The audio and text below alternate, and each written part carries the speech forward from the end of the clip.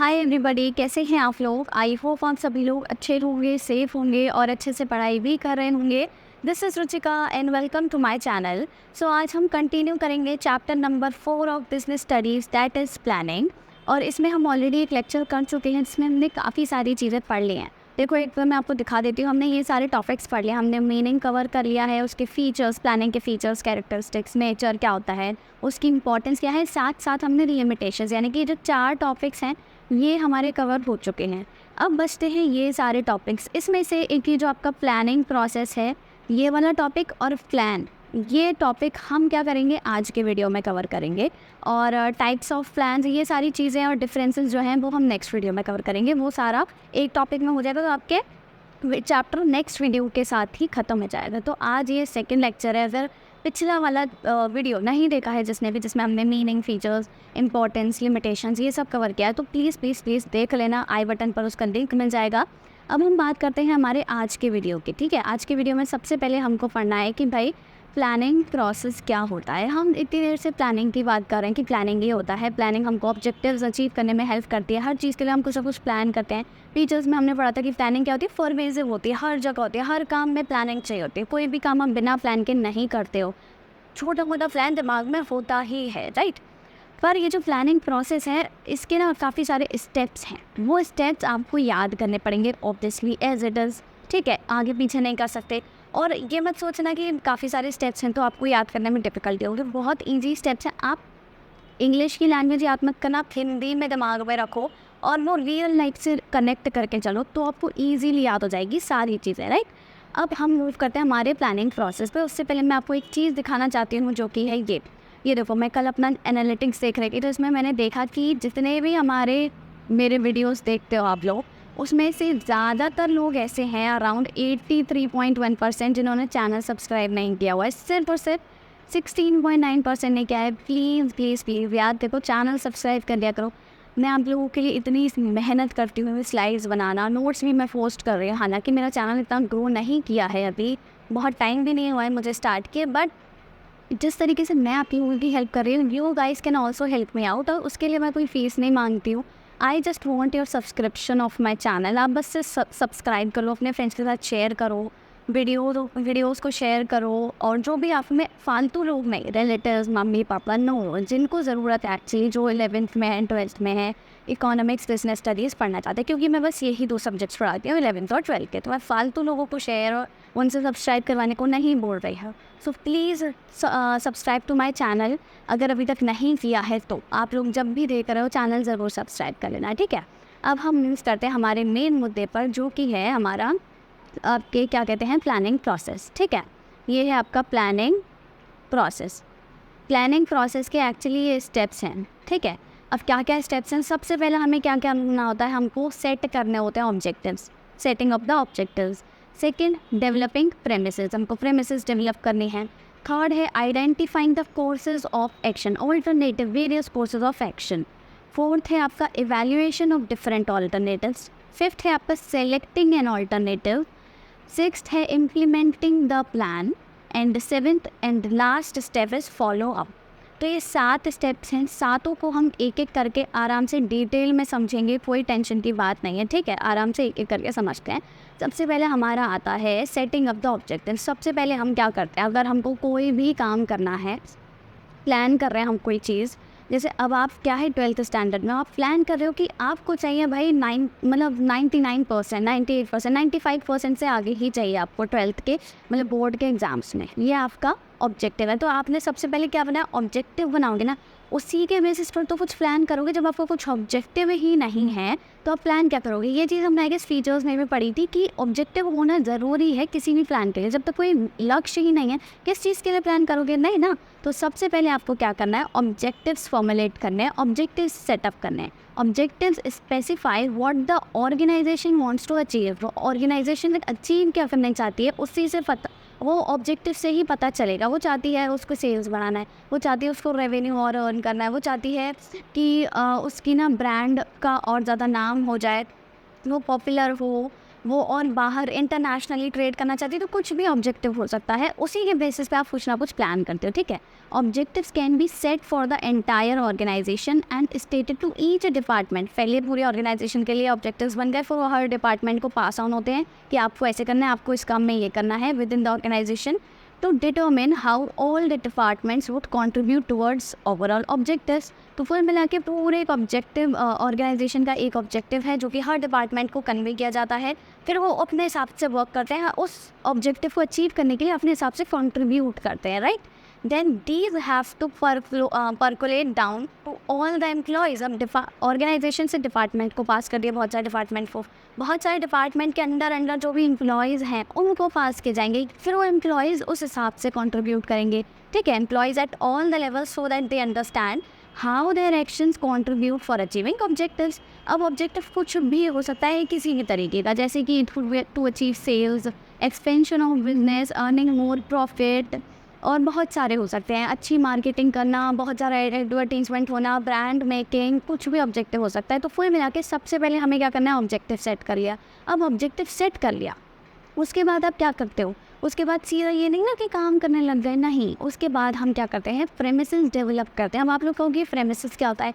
Premises मतलब simply एक kind of theory, कोई एक अजम्पशन। अब जैसे ऑब्जेक्टिव है आपका सेल्स अचीव करना, उससे रिलेटेड, उससे आसपास, आपके ऑर्गेनाइजेशन से आसपास क्या क्या आप अजम्पशन लगा सकते हो आगे जाके। जैसे यार अब मेरा तो उद्देश्य है, ऑब्जेक्टिव है कि सेल्स अचीव करनी है, मुझे सेल्स बढ़ानी है ज़्यादा, पर मैं सेल्स बढ़ा रही हूँ, ये तो मेरा ऑब्जेक्टिव है, पर मैं ये भी साथ में दिमाग में लेके चलूँगी कि आगे जाके कहीं ऐसा तो नहीं मेरे प्रोडक्ट की डिमांड ही कम हो रही हो, तो फिर सेल्स कैसे मैं बढ़ाऊँगी। हो सकता है मेरा प्रोडक्ट इतना ज़्यादा यूज़ में ना हो, उसकी क्वालिटी अच्छी ना हो रही है, तो फिर मैं सेल्स कैसे बढ़ाऊँगी। मतलब आपके ऑब्जेक्टिव से रिलेटेड आसपास की अजम्पशन जो आप लगाते हो ना, उन्हें हम प्रेमिसेस कहते हैं, ठीक है। So plans are made on the basis of some assumption, कुछ ना कुछ असम्पशन पर बेस्ड होते हैं plans, right. These assumptions which provide the basis for planning are called premises, इन्हीं को हम प्रेमिसेस कहते हैं, ठीक है। All the managers involve in planning should be familiar with them. जितने भी लोग काम कर रहे हैं ऑर्गेनाइजेशन में, इनको उन असम्पशन के बारे में पता होना चाहिए, because plans are expected to operate and reach their destination subject to these. क्योंकि जो प्लान आप बना रहे हो ना, वो उस ऑब्जेक्टिव को हेल्प करने में तभी अचीव करेगा जब वो उस अजम्पशन से होता हुआ गुजरेगा। मान लो आप थोड़ा अंदाज़ा ही ना लगाओ, आप इस बारे में सोचो ही नहीं कि आपके प्रोडक्ट की डिमांड आगे जाके कम हो सकती है, ठीक है, और आप लगा दो खूब सारा भर भर के पैसा और बहुत सारी चीज़ें अपनी मतलब क्या कहते हैं, अपने प्रोडक्ट की सेल बढ़ाने के लिए आप बहुत ज़्यादा और प्रोडक्शन कर लो, और आपने ये सोचा ही नहीं है, एजम्पशन ही नहीं लगाया, प्रेमिसेस ही नहीं डेवलप किया कि आगे जाके उसकी डिमांड कम होगी, और आगे जाके सच में डिमांड कम हो गई, तो ऑब्वियसली आपका पैसा बर्बाद, आपका टाइम बर्बाद, आपका जो भी प्रोडक्शन हो रखा है, ऑलरेडी सामान है खूब सारा, अब बिकेगा नहीं, डिमांड ही नहीं है, तो इससे क्या होगा, ऑब्वियसली ऑर्गेनाइजेशन को और लॉस होगा। तो प्रेमिसेस डेवलप करना इज़ वेरी इंपॉर्टेंट, ठीक है। ये प्रेमिसेस कैसी हो सकती है, इंटरनल भी हो सकती है, एक्सटर्नल भी हो सकती है। इंटरनल एक्सटर्नल कैसे, इंटरनल की अगर मैं बात करती हूँ तो इंटरनल कैसी होती है, कॉस्ट ऑफ प्रोडक्ट की कॉस्ट क्या है, मतलब ऑर्गेनाइजेशन के अंदर ही, कैपिटल, मशीनरी, प्रॉफिटेबिलिटी, ये सब। और एक्सटर्नल अगर कैसी होती है, एक्सटर्नल मतलब ऑर्गेनाइजेशन से बाहर, जैसे कि टेक्नोलॉजी में चेंज हो गया, पॉपुलेशन ग्रोथ, पॉपुलेशन बहुत ज़्यादा बढ़ गई, डिमांड हट जाएगी, तो ये एक्सटर्नल फैक्टर है ना, काइंड ऑफ कंपटीशन बहुत ज़्यादा बढ़ गया और ज़्यादा फर्म्स आ गई हैं आपके प्रोडक्ट की ही। गवर्नमेंट पॉलिसी चेंज हो गई, अगर टैक्स लगा दिया या फिर सब्सिडी दे दी, तो इंटरनल या एक्सटर्नल हो सकती हैं। फुल मिलाकर के प्रेमिसेस का मतलब ये समझ लो, कुछ फैक्टर्स हैं जो कि आपके प्लान को अफेक्ट कर सकते हैं, तो उनको भी दिमाग में रखना होता है, उन्हीं फैक्टर्स को हम प्रेमिस कहते हैं। तो सबसे पहले हमने क्या किया, ऑब्जेक्टिव सेट किया, दोबारा रिकॉल करते चलो, सबसे पहले ऑब्जेक्टिव सेट किया, देन वी डेवलप्ड प्रेमिसेस, ठीक है। अब थर्ड हमारा पॉइंट आता है, थर्ड हमारा स्टेप आता है, हमें क्या करना है, identifying alternative courses of action. अब देखो, अगर हमारा कोई ऑब्जेक्टिव है, तो अगर मान लो आपका घर है, आप अपनी कोचिंग से घर जाते हो, स्कूल से घर जाते हो, अब कोचिंग से या स्कूल से घर जाने का सिर्फ क्या एक ही रास्ता है, नहीं ना, सिर्फ ऐसा नहीं एक ही गली है, नहीं एक ही रोड है, नहीं, आप 50 रोड ले सकते हो, आप चाहो तो अपने पूरे शहर का चक्कर लगा के भी आ सकते हो, आप चाहो तो 5 मिनट में आ सकते हो, आप चाहो तो 10 मिनट में आ सकते हो। यानी कि एक उद्देश्य जो है आपका लक्ष्य, उसको पहुंचने तक के आपके बहुत सारे रास्ते हैं, आपके पास बहुत सारे ऑल्टरनेटिव्स हैं, बहुत सारे कोर्सेज ऑफ एक्शन हैं। तो आपको वो सारे कोर्सेज ऑफ एक्शन पता करने हैं। पहले हम पता करेंगे, चुनेंगे बाद में उनमें से कि कौन से रास्ते से जाएँ घर, पर हम क्या करेंगे, पहले देखेंगे कि रास्ते हैं क्या क्या, ठीक है। After setting the objectives, managers make a list of alternatives through which the organization can achieve its objectives. There can be many ways to achieve the objectives and managers must know all of them. उनको सारे पता होने चाहिए, क्योंकि वो उस हिसाब से फिर पता करेंगे ना कौन सा उनको सबसे सही पड़ रहा है, ठीक है। जैसे कि सेल्स कुड भी, अब मेरा उद्देश्य क्या था, सेल्स बढ़ाना, ऑब्जेक्टिव था मेरा सेल्स को इंक्रीज़ करना, तो वो बहुत तरीक़ों से बढ़ सकती है। कैसे? Bye enhancing advertising expenditure. Advertising expenditure में बढ़ा दूँ, बहुत सारा एडवर्टीजमेंट होगा, सेल्स बढ़ेगी ऑब्वियसली। फिर क्या होगा, appointing salesman for door to door sales, यानी कि डोर टू डोर सेल्स के लिए, मतलब होम डिलीवरी काइंड ऑफ, उसके लिए क्या हो, मैं एक सेल्समैन अपॉइंट कर दूँ।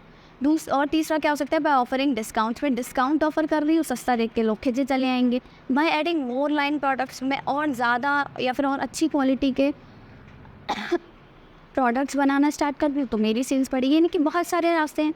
तो तीसरा हमारा पॉइंट क्या होता है, हमको बहुत सारे जो हमारे पास कोर्सेज ऑफ एक्शन है, बहुत सारे चॉइसेस हैं, ऑल्टरनेटिव्स हैं हमारे ऑब्जेक्टिव तक पहुंचने के लिए, उन ऑल्टरनेटिव्स को हमें आइडेंटिफाई करना है, ठीक है। तो पहला क्या था, सेटिंग अप द ऑब्जेक्टिव। दूसरा क्या था, डेवलपिंग प्रीमिसेस। तीसरा आइडेंटिफाइंग वेरियस ऑल्टरनेटिव्स या फिर various courses of action, right. Fourth हमारा क्या आता है, इवैल्यूएशन ऑफ डिफरेंट ऑल्टरनेटिव्स। अब हमने सारे रास्ते देख लिए, आपने सारे रास्ते पता है आपको। कोचिंग से एक रास्ता ऐसा है 5 मिनट में पहुंचा देगा, एक है आधे घंटे में पहुंचाएगा, एक है आपको 25 मिनट में पहुंचा देगा। 5-6 रास्ते देख लिए। अब आप क्या देखोगे, आप उनकी पहले ना अलग अलग जांच पड़ताल करोगे। आप देखोगे अच्छा जो 5 मिनट में पहुंचा दे रहा है उसमें तो बड़े ही ब्रेकर्स है, स्पीड ब्रेकर, एक एक सेकंड में ब्रेक मारना पड़ेगा। आपने देखा जो 25 मिनट वाला रास्ता है ना, उसमें तो क्या है, बहुत सारे गड्ढे हैं, वहाँ पे बहुत गली में कुत्ते होते हैं, पीछे पड़ जाते हैं, नहीं। यानी कि आप हर किसी को इवैल्यूएट करोगे, किस रास्ते के क्या नुकसान हैं, क्या फ़ायदे हैं, वो सब देखोगे। तो इवैल्यूएशन मतलब पॉजिटिव और नेगेटिव इम्पैक्ट्स, पॉजिटिव और नेगेटिव मतलब पॉइंट्स देखना हर ऑल्टरनेटिव के, हर कोर्स ऑफ एक्शन के। तो पॉजिटिव और negative aspects of each and every proposal मतलब हर कोर्स ऑफ एक्शन, हर ऑल्टरनेटिव ऑप्शन जो है हमारे पास, चॉइस जो है, उसको इवैल्यूएट किया जाता है, पॉजिटिव और नेगेटिव पॉइंट्स को, to determine their feasibility and consequences in the light of each objective to be achieved. यानी कि उनकी फीजिबिलिटी क्या है, वो कितने फीजिबल हैं। फीजिबल मतलब हर काम में सही हो, टाइम कम लगे, कॉस्ट कम लगे, एफर्ट्स कम लगे और मैक्सिमम बेनिफिट मिले, वो ऑप्शन होता है फीजिबल, ठीक है। और कॉन्सिक्वेंसेज, उनके क्या दुष्प्रभाव हैं, यानी कि नेगेटिव इम्पैक्ट क्या है, ये सारी चीज़ें। तो मतलब पॉजिटिव पॉइंट्स क्या है और नेगेटिव पॉइंट्स, ये सारी चीज़ों को हम एवेल्यूएशन करना कहते हैं। तो वो एवेल्यूएट करने अब हमको सारे ऑल्टरनेटिव्स, ठीक है। Alternatives with more of negative aspect, ये रख रहा, more of negative aspect are eliminated. Obviously जिसमें ज़्यादा नेगेटिव एस्पेक्ट हैं, ज़्यादा उसके नुकसान है, तो उसको तो हटा ही देंगे। And one with maximum positive aspect, जिसके सबसे ज़्यादा फ़ायदे हैं, उसे हम बेस्ट ऑल्टरनेटिव की तरह चूज़ करेंगे। तो 4 पॉइंट समझ आ गए, दोबारा से रिकॉल करो। सबसे पहले ऑब्जेक्टिव सेट करें, फिर उसके आसपास की चीज़ें देखेंगे, यानी कि प्रेमिसेस डेवलप करेंगे। तीसरा, हम बहुत सारे कोर्सेज ऑफ एक्शन देखेंगे, identifying various courses of action. चौथा, फिर क्या करेंगे, उन सबका इवैल्यूएशन करना है। अभी तो हमने रास्ते ढूंढ लेते हैं, अब उन रास्तों की जांच पड़ताल करेंगे, यानी कि इवैल्यूएशन करेंगे। फिर अब इवैल्यूएशन भी कर लिया, सबके नेगेटिव पॉइंट्स और पॉजिटिव पॉइंट्स हमने लिख लिए कि क्या क्या है। अब हम क्या करेंगे, उनमें से एक बेस्ट सेलेक्ट भी तो करना है ना, घर जाना है कि नहीं, तो बेस्ट सेलेक्ट करेंगे। तो क्या होता है यहाँ पर, the ideal plan must be feasible, profitable and with least negative consequences. तो जो भी आप आइडियल रास्ता चुन रहे हो, एक बेस्ट ऑल्टरनेटिव चुन रहे हो, कैसा होना चाहिए, बहुत ज़्यादा फीजिबल होना चाहिए, बहुत ज़्यादा प्रॉफिटेबल होना चाहिए और सबसे कम नेगेटिव इम्पैक्ट हो। ऐसा नहीं है हर किसी चीज़ का नुकसान नहीं होता, होता है। हर जगह हर चीज़ के 2 पहलू होते हैं, पॉजिटिव नेगेटिव। तो जिसमें सबसे कम नेगेटिव इम्पैक्ट पड़े, जिसमें सबसे ज़्यादा जिसका कम नुकसान हो, वो हमको क्या करना है, वो वाला रास्ता, वो वाला ऑप्शन चुनना है। मोस्ट प्लान में नॉट भी सब्जेक्टेड टू मैथमेटिकल एनालिसिस। बहुत सारी, अब देखो जैसे ये तो मैं एक रास्ता वास्ता जो घर वाला ऑप्शन वो दे रही हूँ एग्जाम्पल, ये तो बेसिक एग्जाम्पल है, पर जब हम बिज़नेस की बात करते हैं, तब जब हम कोई एक ऑल्टरनेटिव चूज़ करते हैं ना, तो उसमें क्या होता है, बहुत सारी हम मैथमेटिकल कैलकुलेशन मैथमेटिकली एनालाइज करते हैं, जैसे कि इससे हमारा कितना % प्रॉफिट बढ़ेगा, क्योंकि ये सारी चीज़ें कुछ रुपयों में नहीं होती, करोड़ों का वो होता है, मतलब कह लो करोड़ों में चीज़ें डील होती हैं किसी भी बिजनेस ऑर्गेनाइजेशन में। तो इससे कितना प्रॉफिट होगा, कितना इससे हमको लॉस होगा, मतलब आप कह सकते हो कितना रेवेन्यू जनरेट होगा, सेल्स कितनी इम्प्रूव होगी, और हमारा प्रोडक्ट्स का प्रोडक्शन कितना होगा, ये सारी चीज़ें हम मैथमेटिकली एनालाइज करते हैं। पर हो सकता है बहुत सारे ऑल्टरनेटिव्स ऐसे हो सकते हैं जिनको हम मैथमेटिकली एनालाइज ना कर पाएँ, बहुत सारे हो सकते हैं। तो उस केस में क्या काम आता है, उस केस में काम आता है सब्जेक्टिविटी इंसान की, या फिर मैनेजर की सब्जेक्टिविटी, उसका एक्सपीरियंस क्या बोल रहा है, उसको भी तो कुछ पता होगा ना, वो इतने टाइम से काम कर रहा है, उसको भी कुछ पता होगा कि ये ऑल्टरनेटिव अभी तक सब जगह काम आया है, या फिर इसमें ये पॉजिटिव पॉइंट्स है, ये नेगेटिव पॉइंट्स है, तो उसका ही एक्सपीरियंस काम आएगा, उसका जजमेंट, उसका इंट्यूशन काम आएगा। तो जहाँ ऐसा ऑप्शन आ जाता है, ऐसा फोर्स ऑफ एक्शन आ जाता है जहाँ पर हम मैथमेटिकली उसको एनालाइज नहीं कर सकते, तो ये एक्सपीरियंस, इंट्यूशन, जजमेंट, उसका ये सब चीज़ें काम आती हैं, ठीक है। Sometimes a combination of plans may be selected instead of one best course. हो सकता है आपके पास ये जो 4-5 रास्ते थे, हो सकता है उनमें से एक की जगह आप कुछ दो या दो से ज़्यादा प्लान्स चूज़ करो।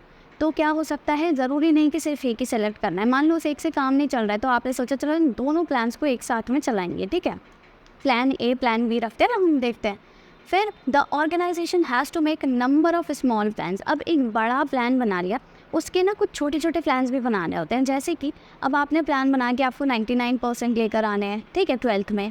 अब उसके अंदर कुछ छोटे छोटे प्लान्स भी तो बनाओगे, आप अपना डेली का शेड्यूल बनाओगे, टाइम टेबल, वो भी एक काइंड ऑफ प्लान है कि कैसे कैसे आप पूरे दिन काम करोगे। आप ये प्लान बनाओगे, एक अलग शेड्यूल बनाओगे, कौन सा जस्ट सब्जेक्ट को आपको कितना टाइम देना है, ये भी अलग एक प्लान है। यानी कि छोटे छोटे प्लान्स भी बनाते हो एक बड़े प्लान के अंदर, तो छोटे छोटे प्लान्स भी बनाने हैं। छोटे छोटे प्लान्स कहाँ से आए हैं, उस बड़े प्लान से ही तो डिराइव होकर आए हैं। तो these are derive from the major plan and they are known as derivative plan. कहाँ से डिराइव हुए, कि ए मेजर प्लान से, तो डिराइव हुए इसीलिए इन्हें हम डेरिवेटिव प्लान्स बोलते हैं। तो 5 पॉइंट समझ आ गए। सबसे पहले हमने क्या करना है, setting up the objective, second is developing premises, third is identifying various courses of action, fourth आपका क्या था, इवैल्यूएशन करना है हमको वेरियस कोर्सेज ऑफ एक्शन का, fifth selecting the best alternative. अब हमने क्या किया, एक बेस्ट रास्ता चुन लिया, अब हमको उस पर चलना है। पर क्या यहाँ पर हमारा काम ख़त्म हो गया कि हाँ चलो ठीक है मस्त, हमने चूज़ कर लिया है, ये वाला ऑप्शन हमको चलना है, मतलब इस वाले रास्ते पर जाना है? नहीं, अब हमको क्या करना पड़ेगा, उस रास्ते पर जाना भी तो पड़ेगा ना, उस प्लान को इम्प्लीमेंट भी तो करना पड़ेगा। अब हम क्या करेंगे, इम्प्लीमेंटिंग द प्लान, हम उन प्लान का इम्प्लीमेंटेशन करेंगे। कैसे? To put the plans into action, the managers start communicating the plans to all the employees. Obviously, managers ने decide किया ये plan, बेस्ट प्लान बहुत सारे ऑल्टरनेटिव्स में से, तो ऐसा नहीं ना सिर्फ वहीं तक रहेगा वो प्लान। ऑब्वियसली तुमको अपने अलग अलग डिपार्टमेंट्स को, अलग अलग एम्प्लॉयज़ को बताना तो पड़ेगा ना, तभी तो वो उस हिसाब से काम करेंगे कि हाँ अच्छा ये प्लान है, हमको इस हिसाब से काम करना है। तो हमको क्या करना पड़ेगा, सारे एम्प्लॉयज़ को बताना पड़ेगा, उससे कम्युनिकेशन करना पड़ेगा। Then managers start allocating the resources according to the specifications of the plan. अब जो भी आपका स्पेसिफिक प्लान है उसके हिसाब से आपको रिसोर्सेज एलोकेट करना पड़ेंगे। तो ये सारी चीज़ें इम्प्लीमेंटेशन में आ जाएंगी। क्या क्या चीज़ें आएंगी, दो। सबसे पहला आपका कम्युनिकेशन। कम्युनिकेशन किसके साथ, आपके जो भी एम्प्लॉयज़ हैं, जो भी अंडर आपके काम करते हैं उन लोगों के साथ। और दूसरा आपका रिसोर्स एलोकेशन, आपको उस अपने प्लान के हिसाब से रिसोर्सेज भी तो एलोकेट करने पड़ेंगे, ठीक है, इकट्ठे करने पड़ेंगे या फिर उनका बंटवारा करना पड़ेगा, रिसोर्सेज को कलेक्ट करना और उनको एलोकेट करना। जैसे कि अगर आपका प्लान है प्रोडक्शन को इंक्रीज़ करना, तो ऑब्वियसली इसके लिए आपको हो सकता है ज़्यादा लेबरर्स चाहिए हो, और आपको ज़्यादा मशीन नहीं चाहिए हो, आपको ज़्यादा रॉ मटेरियल चाहिए हो। तो ये सामान इकट्ठा करना, रॉ मटेरियल्स, आपका मतलब जो भी रिसोर्स है उसको कलेक्ट करना, वो भी तो काम आपका ही है ना। तो ये सब इम्प्लीमेंटेशन में आ जाएगा, किस तरीके से काम करना है। जैसे आपका वो था प्लान, क्या कहते हैं, आपका 12th में 99% लाने का प्लान है, तो क्या करोगे, ऑब्वियसली अब आप सारा सामान इकट्ठा करोगे, अपना देखोगे, अच्छा ठीक है मैं इस हिसाब से ये करूँगा, मैंने रजिस्टर्स बना लिया, इसमें मैं ट्यूशन का काम करूँगा, इसमें मैं क्लास वर्क करूँगा, इसमें मैं यूट्यूब से जो पढ़ रहा हूँ उसमें मैं नोट्स लिखूँगा। ये सब चीज़ें होती है कि नहीं, PDFs कलेक्ट कर ली, पूरा ड्राइव पे सेव करके रख ली। तो रिसोर्स कलेक्शन और एलोकेशन भी इम्प्लीमेंटेशन में आ जाएगा। प्लान इम्प्लीमेंट हो गया, पर वहीं तक बात ख़त्म नहीं होती है, उसके बाद बात आती है फॉलो अप की। फॉलो अप कैसे करना है, मतलब उस प्लान पर निगाह रखनी, अपना ध्यान रखना है, भटकना नहीं है। This involves monitoring the plans and ensuring that activities are performed according to the schedule. एक तो प्लान पर प्लान को मॉनिटर करना ही है, और ये भी देखना है कि जो भी आप कर रहे हो वो उस प्लान के हिसाब से ही हो रहा है कि नहीं। हम जितना प्रोडक्शन चाह रहे हैं उतना बढ़ पा रहा है कि नहीं, हम जितनी सेल्स बढ़ाना चाहते हैं उतना हो पा रहा है कि नहीं, जितना रॉ मटेरियल यूज़ करना था उतना हो पा रहा है कि नहीं, कम तो नहीं पड़ रहा। अब आपका 12th में 99% का वो है, आपने टाइम टेबल बना लिया, सब कर लिया, पर ये भी तो देखो उस हिसाब से चल रहा है हो कि नहीं। ऐसे नहीं 4 दिन फॉलो किया फिर बंद हो गया, भाई हम तो खूब गेड़ियाँ मार रहे हैं अपने दोस्तों के साथ कोचिंग्स बंद करके, तो ये नहीं करना है। फॉलो अप करना है मतलब मॉनिटर करना और देखना, ये देखना कि एक्टिविटीज़ आपके अकॉर्डिंगली स्केड्यूल के अकॉर्डिंग हो रही है कि नहीं। और अगर नहीं होती हैं, when there are deviations from the plan, अगर प्लान से आप डेविएट हो रहे हो या फिर आपका प्लान थोड़ा वर्क नहीं कर रहा, ठीक है, immediate action has to be taken to bring implementation according to the plan और make changes in the plan. तो अगर आप खुद ही डेविएट हो रहे हो तो आपको इमीडिएट एक्शन लेना पड़ेगा, आपको सोच विचार करना पड़ेगा, नहीं हमें तो वही पढ़ाई करनी है, मैं ऐसे घूम फिर नहीं सकता, तो आपको इमीडिएट एक्शन लेना पड़ेगा प्लान के अकॉर्डिंग। या फिर अगर आपका प्लान ही वर्क नहीं कर रहा है सक्सेसफुली तो आपको प्लान में चेंजेस करने पड़ेंगे। तो ये सारी चीज़ें आ जाएंगी फॉलो अप में। तो ये 7 स्टेप्स हैं जो आपने याद रखना है। देखो मैं दोबारा से इकट्ठा रिवाइज कराती हूँ। सबसे पहले हमें क्या करना है, कहानी के रूप में याद रखो, सिंपल।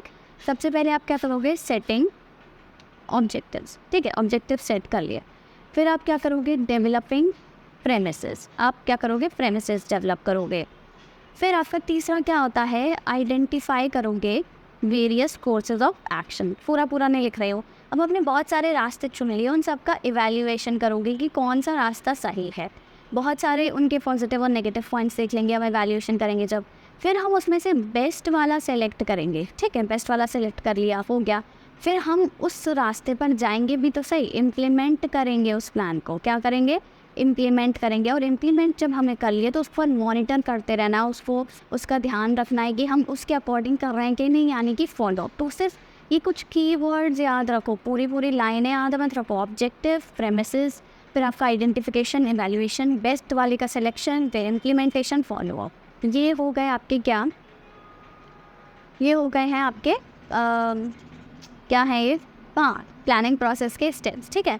अब इसके बाद हमारी बात आती है प्लान की। छोटा सा टॉपिक है, फटाफट से कर लेते हैं। भाई प्लान क्या होता है, इतनी देर से हम बातें कर रहे हैं, प्लान बनाना है, प्लानिंग करनी है, ये वो, तो प्लान होता क्या है, प्लान की एग्जैक्ट डेफिनेशन क्या है, उसका मीनिंग क्या है और उसके टाइप्स क्या हैं, वो सारी चीज़ें हम इस वाले छोटे से टॉपिक में जल्दी से पढ़ लेते हैं।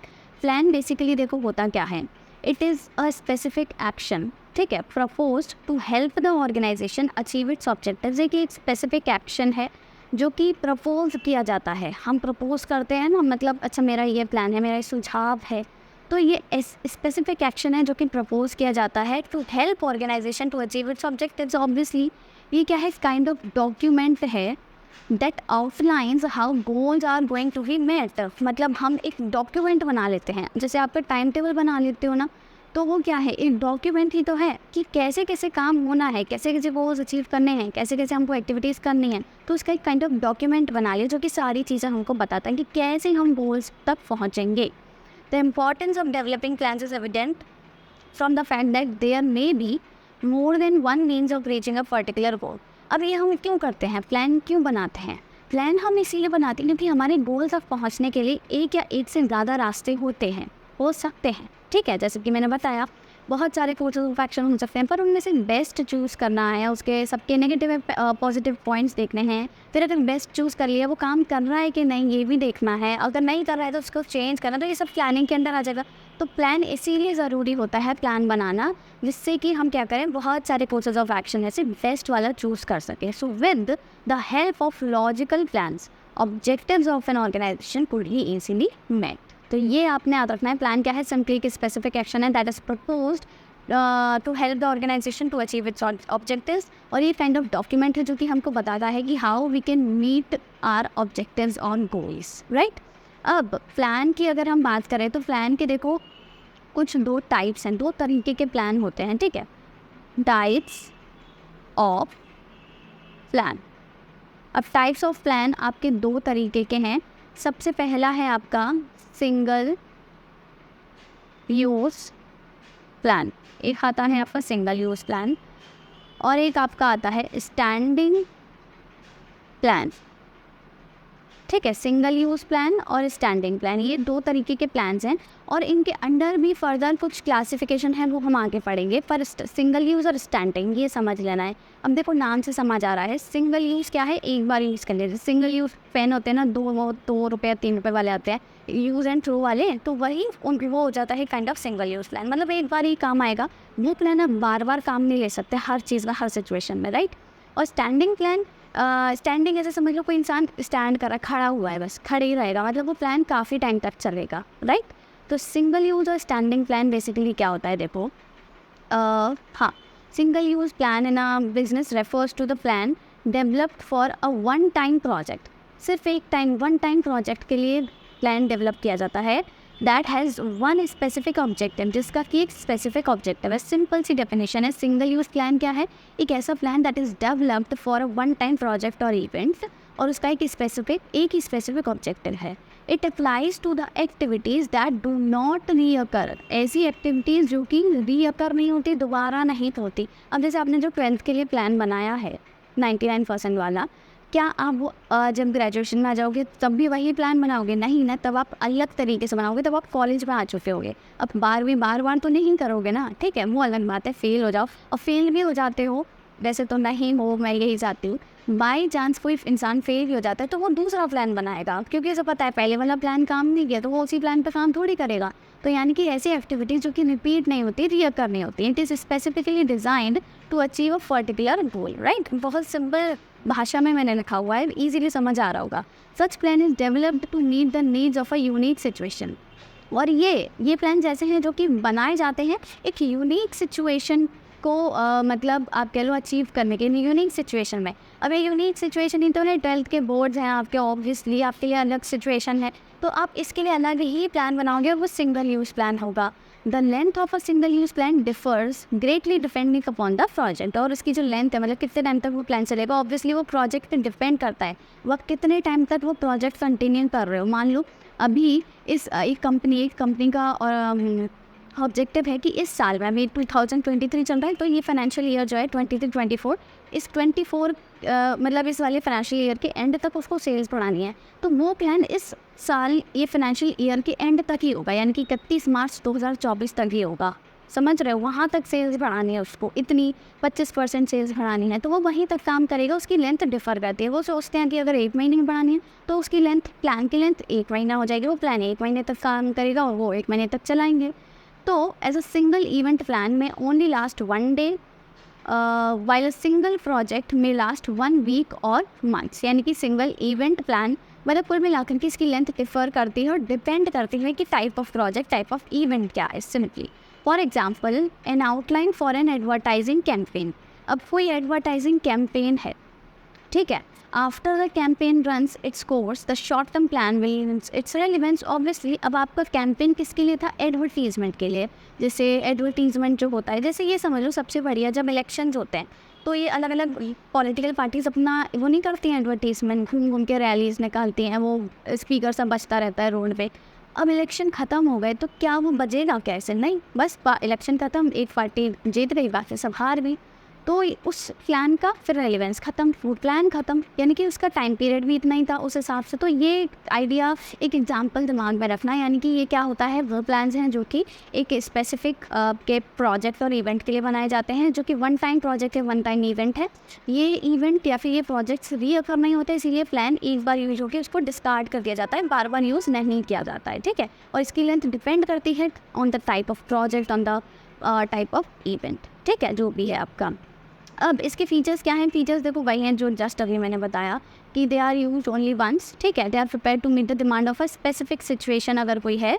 दे are discarded when the situation is over, every time a new plan is prepared for a new situation. ये हो गया आपका सिंगल यूज़ प्लान। अब इसी तरह आपका स्टैंडिंग प्लान है, ये क्या है, they are use over and over again, बार बार यूज होते हैं, because they focus on organisational situations that occur repeatedly. वो बार बार रिपीट नहीं होते थे, पर ये बार बार आती हैं, ऐसी सिचुएशंस के लिए जो प्लान बनाए, ऐसी सिचुएशन जो कि बार बार आ रही हैं, ठीक है, उनके लिए जो प्लान बनाए जाते हैं, क्योंकि वो बार बार यूज़ होते हैं, तो ये स्टैंडिंग प्लान कहते हैं, मतलब वो खड़े ही रहते हैं प्लान्स, ऐसे हैं, ये समझ लो, ओवर एंड ओवर यूज़ हो रहे हैं। They are usually made once and retain their value over a period of years while undergoing revisions and updates. ठीक है, This is why they are also called as repeated use plans. वो कैसे थे, single use plan, ये repeated use plan. For example, businessman plans to establish a new business. ठीक है, वो एक नया बिजनेस खोलना चाह रहा है. Entrepreneur drafts business plan before opening the doors to their business and they can use their plan to guide their efforts for years into the future. कुल मिला के उसको एक नया बिजनेस खोलना है अपना, ऑलरेडी वो बिजनेसमैन है. अब वो जब नया बिजनेस खोल रहा है तो उसने एक प्लान ड्राफ्ट किया. और वो प्लान ऐसा नहीं कि बस जब बिजनेस स्टार्ट कर ही रहा था तभी काम करेगा, वो पूरे काफ़ी सालों तक काम करेगा, क्योंकि वो बिजनेस उसको चलाना है ना. सेल्स अचीव करना कुछ टाइम का ऑब्जेक्टिव है वो, और लॉन्ग टर्म भी है, तो वो अलग अलग प्लान चेंज होता रहता है. पर ये बिजनेस उसको चलाना है, तो वो जो उसका प्लान है वो ओवर एंड ओवर यूज़ किया जा सकता है, वो उसको रिटेन कर सकता है, यूज़ कर सकता है अपने मतलब ऑब्जेक्टिव को अचीव करने में, बिजनेस को एक्सपेंड करने में. तो ये क्या हो जाएगा, स्टैंडिंग प्लान. सिंपल है, दोनों में डिफरेंस भी ईजी है. ये क्या होते हैं, दोबारा से इनके फीचर्स पढ़ लेते हैं. दे आर रिकरिंग प्लान्स, यानी कि रिपीटेड वाले. रिकरिंग मतलब repeated. Use for an indefinite period, इनका टाइम पीरियड फिक्स्ड नहीं है, उनका फिक्स्ड है. कैंपेन ख़त्म, प्रोजेक्ट ख़त्म, इवेंट ख़त्म, प्लान ख़त्म, पर इनका पीरियड, टाइम पीरियड फिक्स नहीं है. They are stable in nature, fix तो रहते हैं, कुछ टाइम तक स्टेबल रहते हैं. They act as guidelines for smooth functioning of the organisation. तो ये हो गया आपके कौन कौन सा, सिंगल यूज़ प्लान और स्टैंडिंग प्लान. इसके बीच का देखो बेसिक डिफरेंस पे एक बार समझ लेते हैं. सबसे पहला है आपका बेसिस ऑफ डिफरेंस. ठीक है, ये है सिंगल यूज़ प्लान और आपका स्टैंडिंग प्लान. सबसे पहले आता है मीनिंग. मीनिंग क्या है, a single use plan in a business, रुको एक सेकेंड. हाँ, a single use plan in a business refers to plan develop, ये तो दिख ही नहीं रहा, refers to plan developed for one time project or event that has same objective. ठीक है, दैट. फिर स्टैंडिंग प्लान क्या होता है, refers to plans developed for using over and over again. बस ये सारी चीज़ें जो कि क्या करना चाहते हैं, because they focus on organisational situation that occur repeatedly. Objective क्या है इस वाले प्लान का, सिंगल यूज़ प्लान का, is developed to carry out a course of action that is not likely to repeat in future, जो कि आगे जाके रिपीट नहीं होने वाला है. इसका क्या ऑब्जेक्टिव होता है, that occurs regularly over a period of time. ठीक, single use plan generally encompass a narrow scope. इसका स्कोप नैरो होता है, कम टाइम के लिए होता है. इसका शॉर्ट ऑब्जेक्टिव है, मतलब स्पेसिफिक ऑब्जेक्टिव है. ठीक है, स्पेसिफिक प्रोजेक्ट है, इवेंट के लिए कराया जाता है. पर इसका क्या है, एक वाइडर स्कोप है, क्योंकि इसमें बहुत सारी चीज़ें आ जाती हैं, बहुत लंबे टाइम तक चलता है. ये इसका स्टेबिलिटी ज़्यादा नहीं होती है, फिर होती ही नहीं है, क्योंकि डिस्कार्ड कर दिया जाता है व्हेन द सिचुएशन, प्रोजेक्ट और इवेंट इज़ ओवर. पर ये स्टेबल होता है and is use over and over again with necessary modifications और अपडेशंस. फिर आता है एग्जाम्पल. एग्जाम्पल क्या हो सकता है, जैसे कि budget for annual general meeting of share holder. और इसको छोड़ो, जैसे कि हमारी कंट्री का जो बजट होता है, हर साल बजट आता है. अब बजट क्या है, काइंड ऑफ प्लान ही तो है. ठीक है, पर वो प्लान कितने टाइम के लिए, एक साल के लिए ही है. अब ऐसा नहीं है वही बजट हम नेक्स्ट ईयर फॉलो करेंगे, नहीं. तो ये सिंगल ईयर प्लान हो गया. Recruitment and selection procedure for a particular post in a company. अब कोई एक पोस्ट है, उसके लिए क्या होता है, अब जैसे आपका ये है, एग्ज़ाम्स होते हैं, एंट्रेंस एग्ज़ाम, CUET हो गया, फ्लैट हो गया, कैट हो गया, है ना, जैट हो गया. ये क्या है, ये इनका जो प्रोसीजर है, इनका जो प्लान है, वो फिक्स्ड है, स्टेबल है, काफ़ी टाइम तक यही चलेगा. हर साल वो यही प्रोसीजर यूज़ करते हैं. इतने टाइम पे नोटिफिकेशन आ जाएगा, फिर पूरा फॉर्म वगैरह फिल कराएंगे, रजिस्ट्रेशन होगा, काउंसलिंग होगी, यही प्लान है, पूरा यही प्रोसेस है. तो ये स्टैंडिंग प्लान है जो लंबे टाइम तक चलता है. उनके प्रोसीजर में हालों हाल, उनके प्रोसेस में हालों हाल चेंज नहीं आता. तो ये आपको याद रखना है, स्टैंडिंग और सिंगल यूज़, बहुत बेसिक सी चीज़ है. अब इसके बाद एक और चीज़ आती है जो मैंने यहाँ पे देखो बताया था आपको. हाँ, ये जो मैंने आपको टाइप्स ऑफ प्लान्स बताए हैं, सिंगल यूज़ प्लान और स्टैंडिंग प्लान. अब देखो, स्टैंडिंग प्लान में ना आपकी दो चीज़ें आती हैं, सिंगल यूज़ प्लान में आपकी दो चीज़ें आती हैं. एक आपका आता है प्रोग्राम्स, ठीक है, और एक आ जाता है आपका बजट्स. बजट का तो मैंने अभी एग्जांपल दिया था, सिंगल यूज़ है. इसमें आपके क्या आ जाते हैं, पॉलिसीज़, ठीक है, और आपका रूल्स, मेथड्स और आपका प्रोसीजर्स. वैसे अगर आपको दिख नहीं रहा है इसकी वजह से, रुको, मेरे वीडियो की वजह से दिख नहीं रहा होगा तो मैं यहाँ लिख देती हूँ साइड में. ये क्या है, इसमें क्या आ जाता है, पॉलिसीज़, रूल्स, मेथड्स और आपका प्रोसीजर्स. ये सारी चीज़ें इसमें आ जाती हैं. ठीक है, ये कितने हो गए, 1 2 3 4 5 6, 6 हो गए। अब इसके अलावा 2 चीज़ें और बचती हैं, वो हैं आपके ऑब्जेक्टिव्स और आपका स्ट्रैटेजी। ये दोनों जो हैं, ये दोनों किसी में नहीं आते, ना सिंगल यूज़ में ना स्टैंडिंग में। तो सिंगल यूज़ में क्या आता है, प्रोग्राम और बजट। स्टैंडिंग में आपके आ जाता है पॉलिसीज़, रूल्स, प्रोसीजर और आपका मेथड्स। ऑब्जेक्टिव और स्ट्रैटेजी दोनों में से किसी में नहीं आते। अब ये टोटल कितने हो गए हैं, 8। अब ये जो 8 टाइप्स ऑफ प्लान हैं, ये क्या है, टाइप्स ऑफ प्लान। ये 2 types of plan single use में आते हैं, ये 4 आपके आते हैं स्टैंडिंग में, और ये दोनों किसी में नहीं आते, ठीक है। तो ये 8 प्लान्स हम नेक्स्ट वीडियो में पढ़ेंगे। इन सब के बीच के डिफरेंसेस क्या हैं, ये सारी चीज़ें हम नेक्स्ट वीडियो में कवर करेंगे। सो आई होप आपको यहाँ तक का वीडियो अच्छा लगा होगा। तो वीडियो अच्छा लगा हो तो do give it a like, और please please please channel subscribe करना नहीं भूला, मैंने समझाया था ना। So do not forget to subscribe to my channel. Thank you.